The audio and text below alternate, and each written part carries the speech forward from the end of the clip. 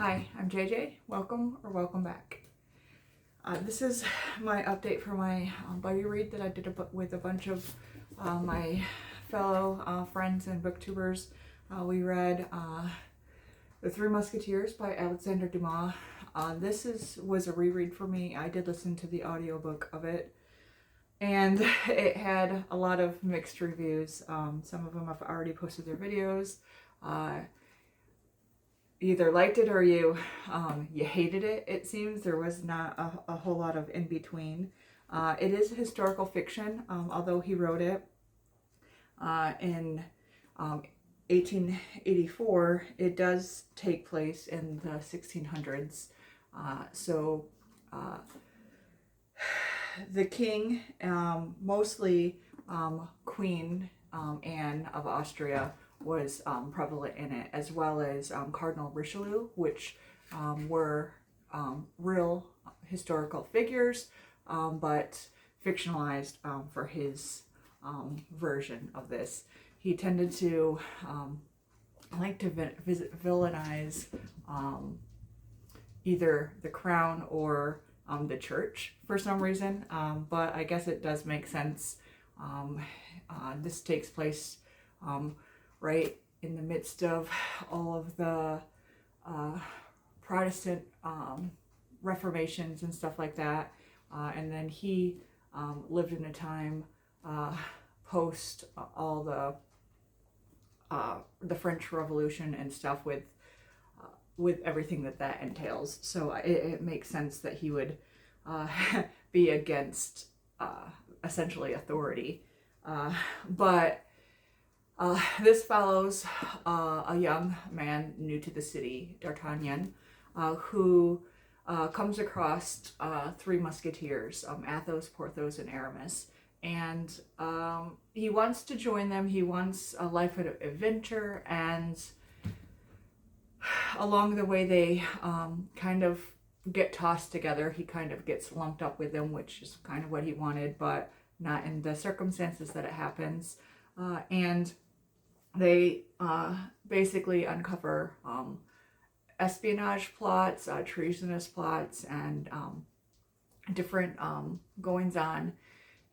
And it does take a while for that world building to happen. It has to establish the whole era for people. I really do wonder how many people wrote in that time period, especially like when you are reading Victorian fiction and stuff. They're talking about the stuff that's going on with them and commenting on them. And he made it something that happened like 200 years earlier. So I don't know how common the historical fiction genre was at the time, but this being serialized, he did get paid for the word, so he stretched it out, which a lot of the authors of that time did. But because of that, I think it kind of taints the understanding. He needed to have things repetitive so people would remember week to week, but he did need, a cliffhanger here and a cliffhanger there to kind of keep them going. But he did need it to be something that might have been new to the reading population if they weren't familiar with historical fiction as a genre, to still try to get them to understand enough of the themes that were recognizable to people living in his time and experience. So I think that world building that he had to do to try to make that all happen, it does take time to situate all these. It did have a vast array of characters, and you're always wondering who to trust and what's going on, and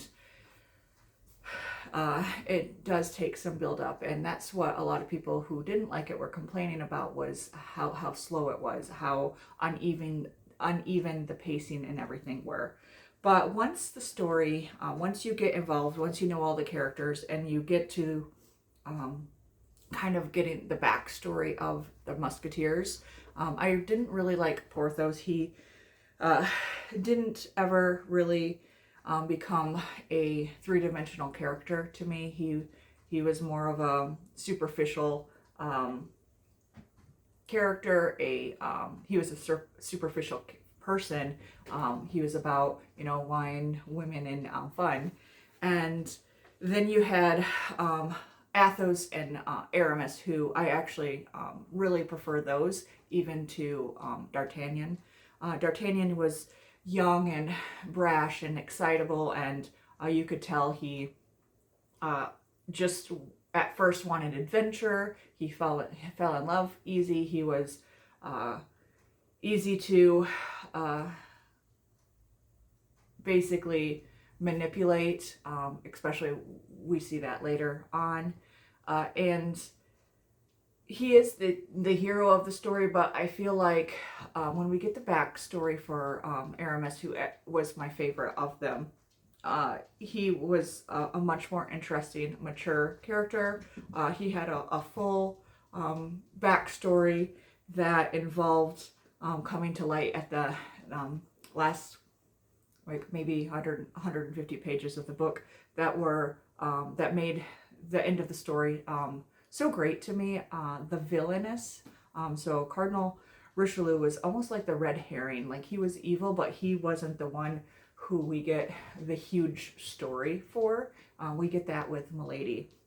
And to have a female protagonist during that time period who was so just dastardly, so malicious and without conscience or remorse, was fascinating to see what lengths she would go to, but also the depth of how it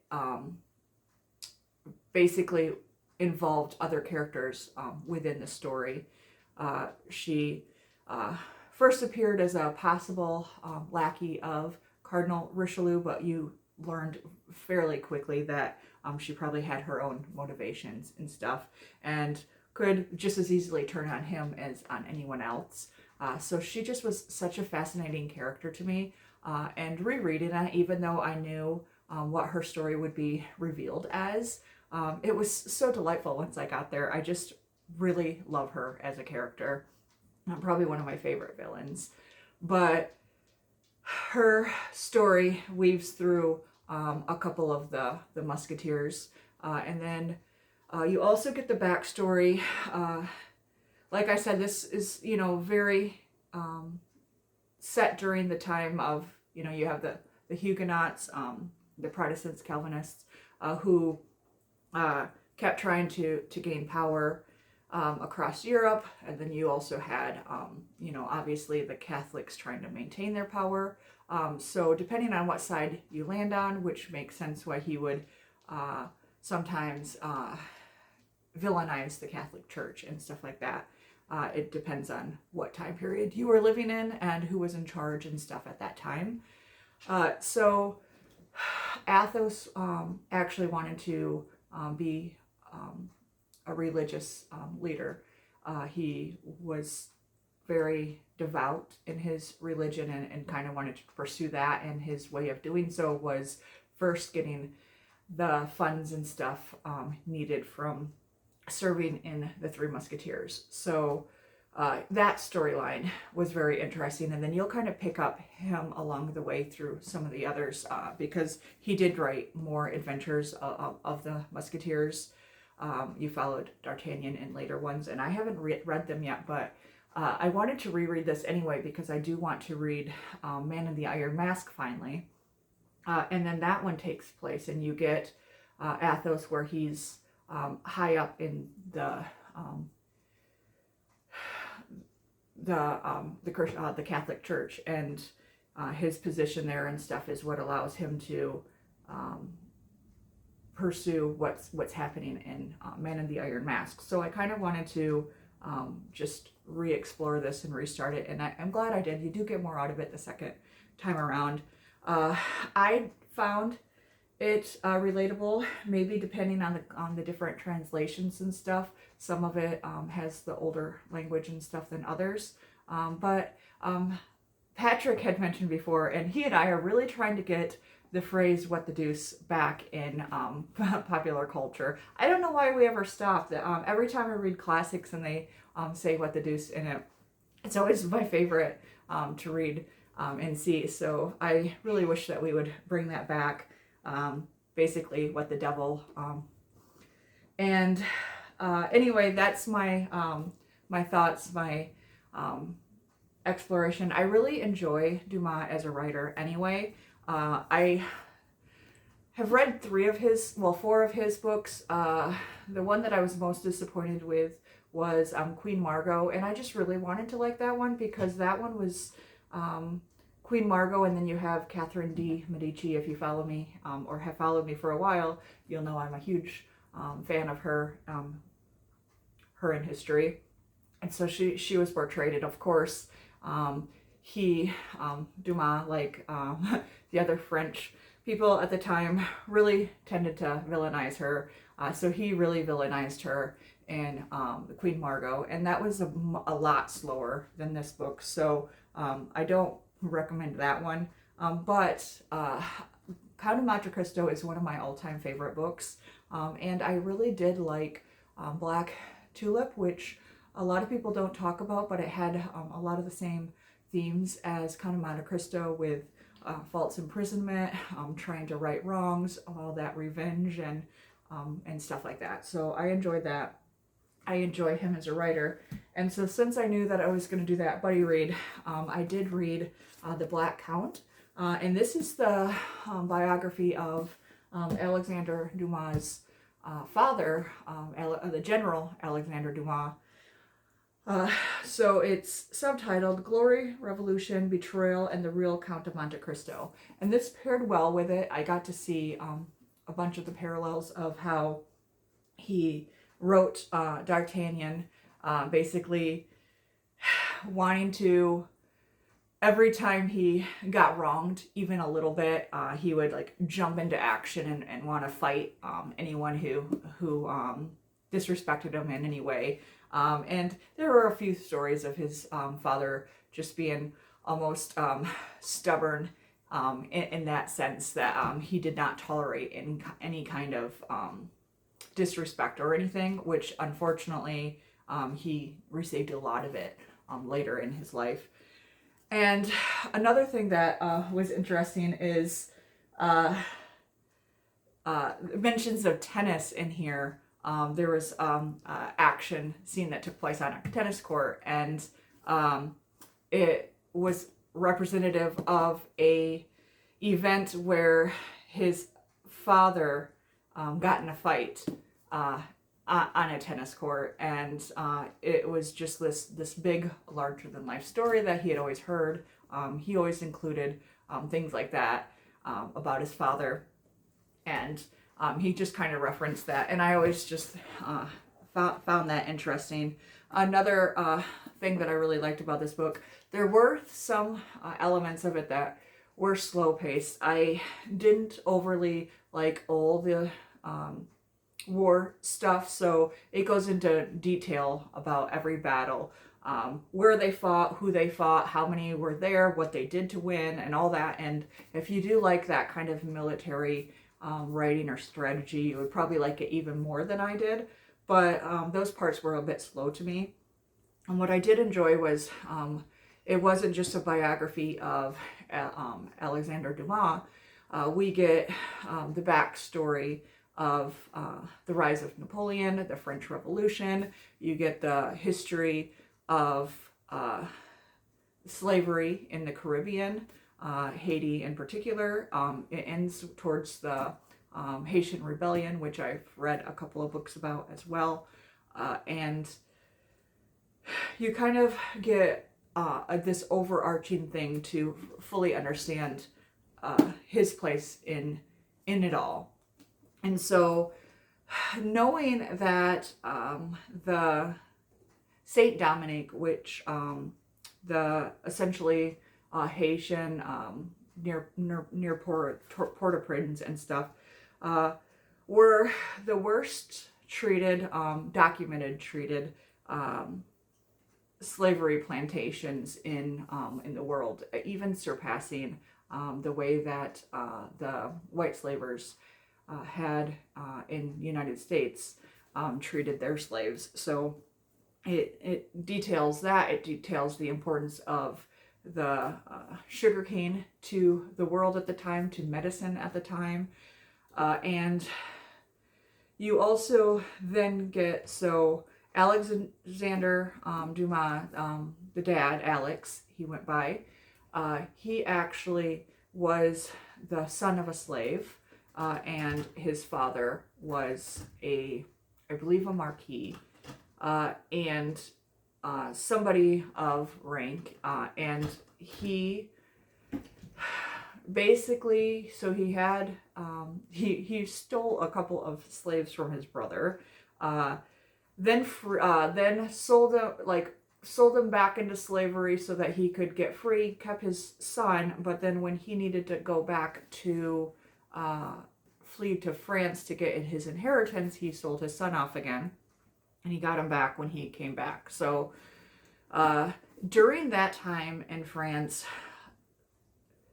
it was, there was a lot of what they call mulatto, mixed race individuals who, because of all these colonies that still had slavery, a lot of men then had their children with slave women or enslaved women, and they had prominence at this time in France where they didn't in anywhere else in the world. And that is how, so you have Chevalier de St. George, who was known as like the Black Mozart. He was a famous violinist, famous, one of the best duelists in the world, and then you had Alex, and he and the Chevalier were even together in one of the same units. Alex under Chevalier in the French Revolution. So they rose to prominence in a way that nobody else would have at the time. But Alex, when he joined the cavalry, he joined as a basically an infantryman instead of a ranking officer, because he did not take his dad's title. He took Dumas, which was his mother's name. And since he went by his mother's name, that's, like I said in a video previously, that's probably what saved him from the guillotine in the height of the terror in the French Revolution, because they went after everybody of rank, and since he did not have any, he was able to miss that. So he married a white woman. They had a couple of kids. She had a miscarriage, I believe, but one of the children also died young. He was always off fighting a lot of the time. There's also a lot of cameos throughout it. So not only do you get that backstory with Napoleon and stuff in his simultaneous rise alongside of Alex, but you get mentions and stuff of Lafayette, who was famous for his help with the American Revolution and did similar things for the French Revolution. So they freed the enslaved people within some of their colonies.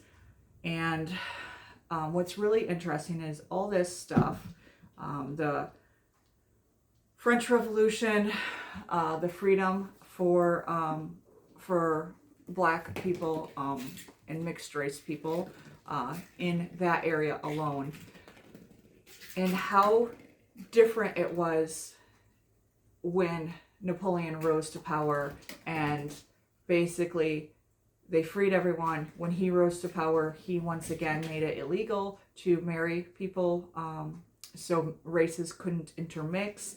He made it illegal for Black mixed race, anybody, essentially non-white, to even live in Paris.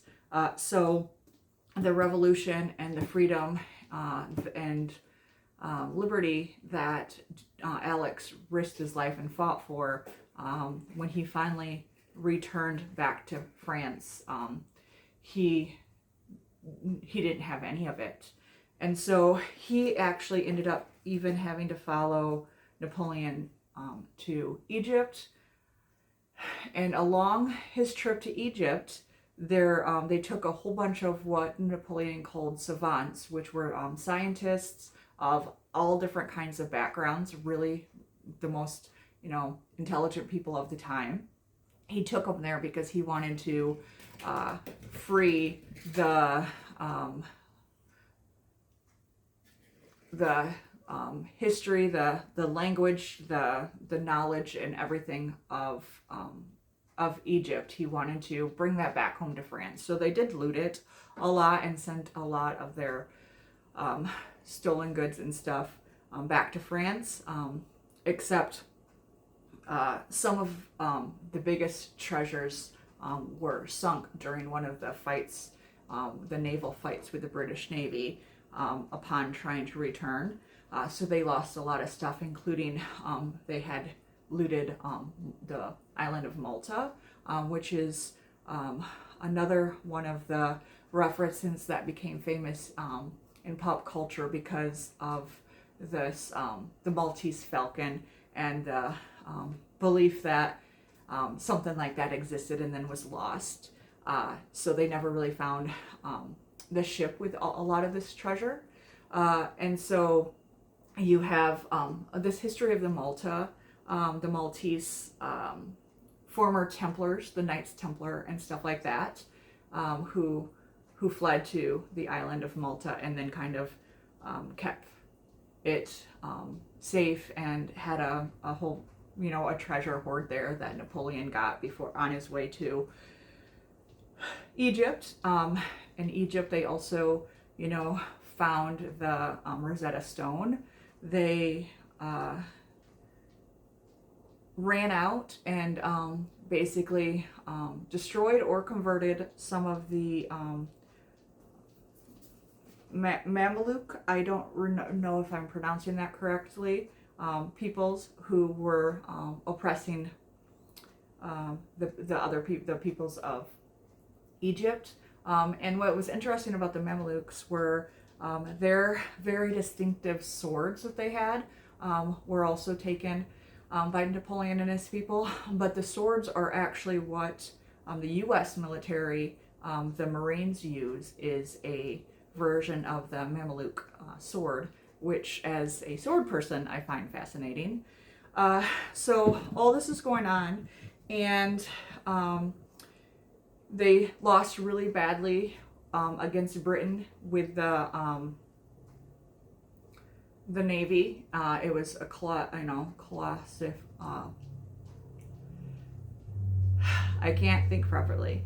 A colossal loss that basically embarrassed Napoleon. So he fled later and left his people there, dying of the plague, dying of malnutrition. So many of his people died there. Alex had to try to get home to his family, and his boat was docked in very southern Italy. I believe it was Toronto, but spelled with A, not the Toronto spelling that is used in Canada. And what was interesting about this is that was the place, Nepal, that the sister of the recently killed Marie Antoinette was the queen there in Nepal, and she hated everything to do with France. So if they could have landed anywhere, when they docked, they landed in the worst possible place for Frenchmen to land. So he and his people on the ship were imprisoned essentially in a dungeon for 2 years, as The queen fled. An army, the Army of the Holy Cross, which also were awful people who tortured and terrorized and everything. And they were essentially most likely being poisoned. And that was the very inspiration for Dantes and the Count of Monte Cristo. Being imprisoned, his family back home knowing nothing, not knowing where he is, not knowing if he's alive. He's basically was a hero of so many of the wars that gave Napoleon power and influence throughout Europe. And now he was imprisoned and forgotten. And one of those people was one of the most famous or important of the savants, of those scientists. And he was the inspiration for Abbe, the one who chiseled his way into Dantes's cell and then ended up teaching him everything he needed to know, math, sciences. So if you ever wonder if it was far-fetched that he just happened to be imprisoned with the smartest guy in the world, that is what happened to his dad. So it's not as far-fetched at all, which was fascinating for me as well to read.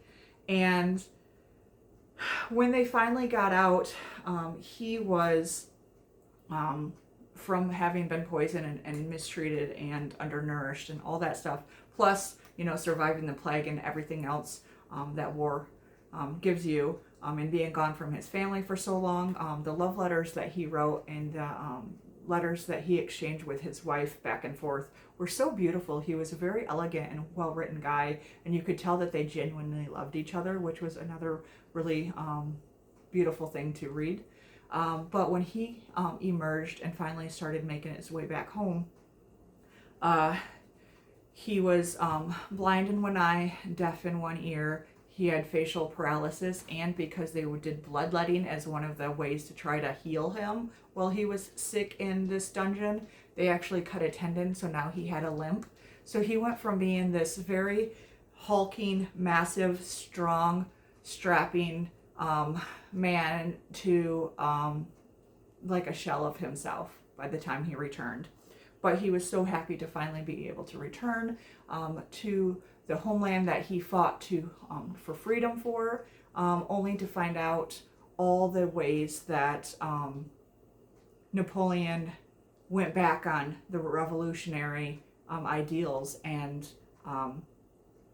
basically made him a second-class citizen and a criminal again upon arriving. He ended up, he and his wife dying practically penniless because he was not giving anything for his capture, his being in the dungeon and hostage.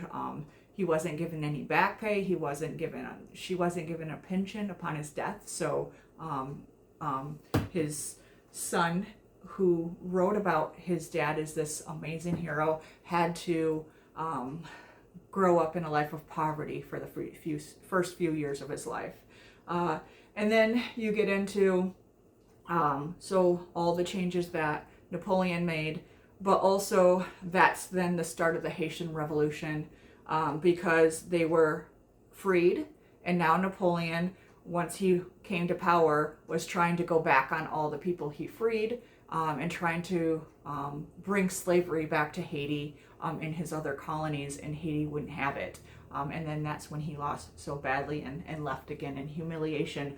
But it kind of brings it full scale, that time period, starting in Haiti and kind of ending with the Haitian Revolution. And it was a fascinating portrayal of an incredible man that history keeps forgetting.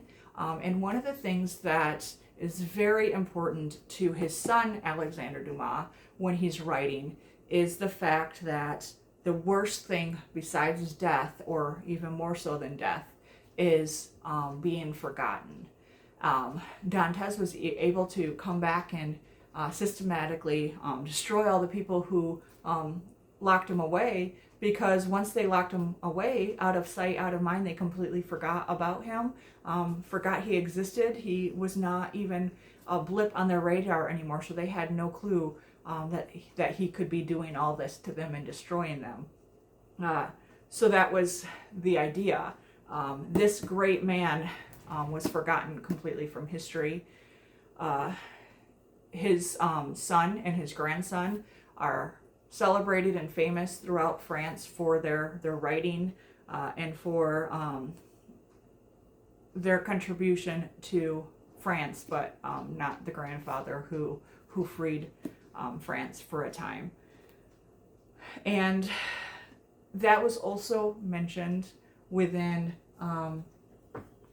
the Three Musketeers, with basically kind of at the end, Milady was scheming her way, killing her way through all these things, that she forgot all the people that she essentially screwed over. So when one comes back to haunt her, she is surprised and angered by it. But it just goes to show you that you can't erase everything. And that's something that was very important to Alexander Dumas, trying to make sure that nobody forgot about his father. Anyway, I know that I talked a lot, and not all of it was about specifically the Three Musketeers, but it's really cool to understand an author's influence, and just knowing what his dad fought for, and the fact that he came back and was a nothing, and then that his son, being mixed race as well, had a hard time within that society. As he was coming of age, he couldn't get into college, he couldn't get into the military and do service or anything like that, because of the laws and stuff that Napoleon basically reactivated or recreated once he had the coup and took over. So if it had happened any differently, we would not have ever gotten the Count of Monte Cristo or anything like that, because Alexander, his dad, would have probably never been able to be coming over to France as a reputable son and lord or marquis or somebody of rank. He wouldn't have been able to have the opportunities he did. And if he had, later he would have never been able to marry the white woman that he loved so much, Alexander's mom, because that would have been illegal as well. So it was just in that weird sweet spot of time where he was able to rise before it all came crashing down, and give us the legacy of his son, who has an enduring legacy because of what his father went through. So that's just a lot that I was thinking about. But anyway, it was a really great time to hear other people's thoughts. I do like doing buddy reads, because not every book is for everybody, but also you see different things in it as you talk about it, and some things that some people like, you didn't fully see their point of view, or some things you get more deeply than them and stuff like that. So having conversations like this about books that were so polarizing is interesting, just because you get a broader view instead of just your own take on things. So I enjoyed it, and I hope you did too. And Midnight, as usual, he likes to steal the show. So thank you, happy reading, and have a great day.